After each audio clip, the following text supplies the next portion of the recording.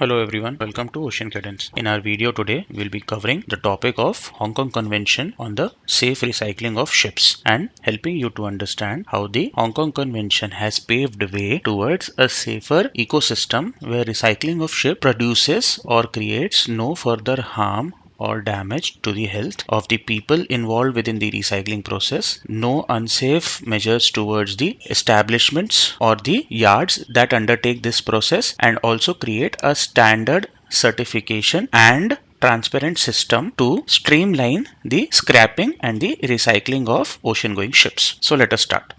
Traditionally, ship recycling has been predominantly a service that is provided by developing or underdeveloped countries where the workforce is cheaper, the land area is higher, and the regulations were not as strict as in other developed countries. What that meant was that during the recycling of ships, a large amount of toxic pollutants as well as hazardous waste was released, which was not controlled or regulated, and this created a very harmful ecosystem for the people working in the yard as well as the nearby water bodies, ecosystem bodies, and the other natural existences in the vicinity of these facilities. So, to regulate and to minimize and thereby nullify this danger, the IMO in 2009 proposed and undertook a cradle to grave approach, and thus came into existence the skeletal system of the Hong Kong Convention.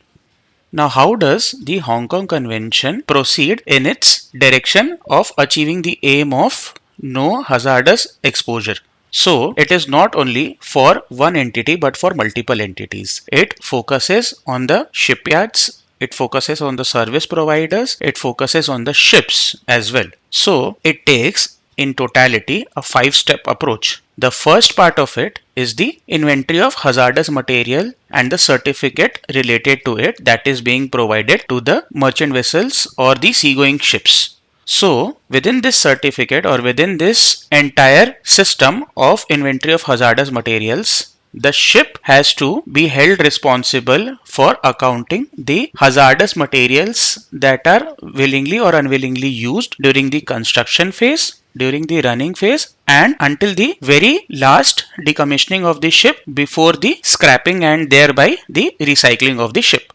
And thus, after a successful initial survey during the initial inception of the ship and its delivery from the yard, which satisfies and also records all the hazardous materials, the different locations, the quantity, and the nature of the hazard. Once all this recording and transparency is maintained, the society or the RO then provides, or the administration then provides, a certificate to the ship for the inventory of the hazardous materials known as the IHM certificate. The survey system for the certification that takes place follows the traditional pattern that we have seen over the course of time in shipping, where an initial survey takes place and then it is followed by a renewal survey upon the completion of the specific time period. Under no condition, this time duration will exceed a period of more than 5 years. However, an intermediate survey, depending upon any design changes, requirement from the administration or from the management or the operators themselves, will happen and thus provide a renewed certificate or a renewal survey distinction as well.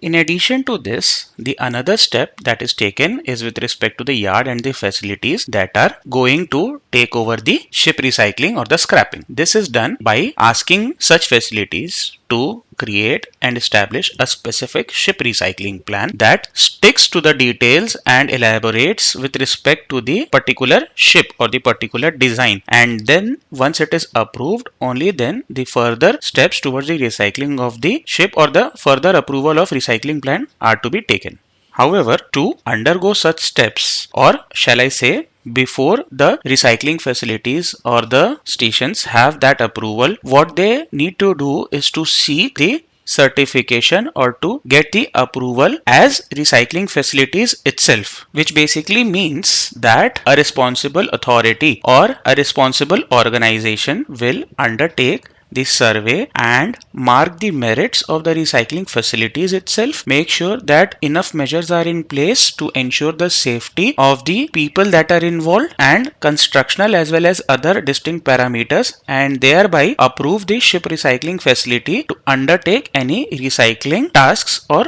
jobs in the present or in the future. This means that only the yards that are authorized to carry out the jobs can safely take or accept the recycling jobs, and thereby as a part of this entire process they also need to develop a training and development plan for the staff and the people involved and the different agencies involved to make sure that safety measures at no point of time are avoided or overlooked. Once all the measures are in place from the vessel side and all the different certifications are verified and the steps are counter checked, a ready to recycle certificate or an approval is granted to this entire system or the vessel, and then only the ship shall officially provide itself as ready to be recycled and thereby then proceed for the recycling process. Having understood so far, it is also important to understand the main harmful or hazardous materials that we are looking or willing to avoid in terms of exposure and usage when undertaking the different certification methods and the processes involved within the Hong Kong Convention. So, one such risky or hazardous material is asbestos due to its carcinogenic and toxic nature, and even a minor exposure to asbestos can be a very risky occurrence, and thereby safety procedures are to be followed not only at the yard but also at the vessel while undertaking the inventory methods, and to ensure that no direct exposure is occurring when the process is being followed.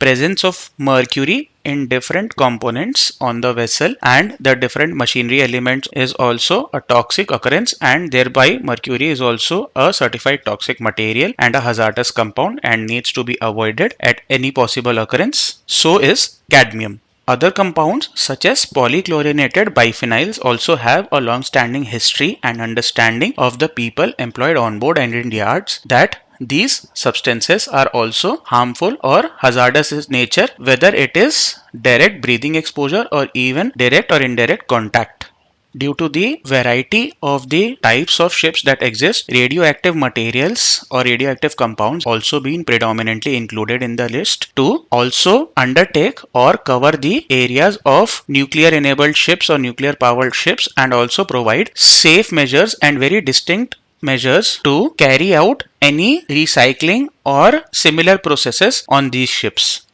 Also, anti-fouling compounds, whether structurally involved or whether stored on board, are also one of the major risks and hazardous substances, the exposure to which is also curtailed and regulated within the convention itself. Using all these methods, the Hong Kong Convention creates a safe step-by-step logic right from the, as I had previously iterated, cradle to grave approach. That means right from the very laying down of the keel of the ship until the very point of time when the ship is being recycled, thereby accounting every hazardous substance that is present, every possible or probable use of a hazardous substance, the disposal of such hazardous substances, and also the steps that are to be taken by the recycling facilities, the different certifications that are needed by the recycling facilities and the ship as well, and the training and development procedure that is to be involved. This ensures that no undue risks in terms of natural exposure to hazardous compounds or human element exposure is created for nations that undertake or facilities that undertake such jobs owing to their developmental infrastructure, and thus it also avoids an indirect ecosystem where certain countries or certain tonnage flags take undue advantage of the relatively developing or underpowered flags by laying off the dirty jobs on them or their infrastructure. I hope that this clear understanding of the Hong Kong Convention about the safe recycling of ships helps you to understand the concept, and in case if you have any other small or big questions related to the topic, feel free to drop into the comment section and let us know, and we'll be happy to help you. Also, do visit our channel, like and subscribe our work, and also share with your colleagues. Thank you.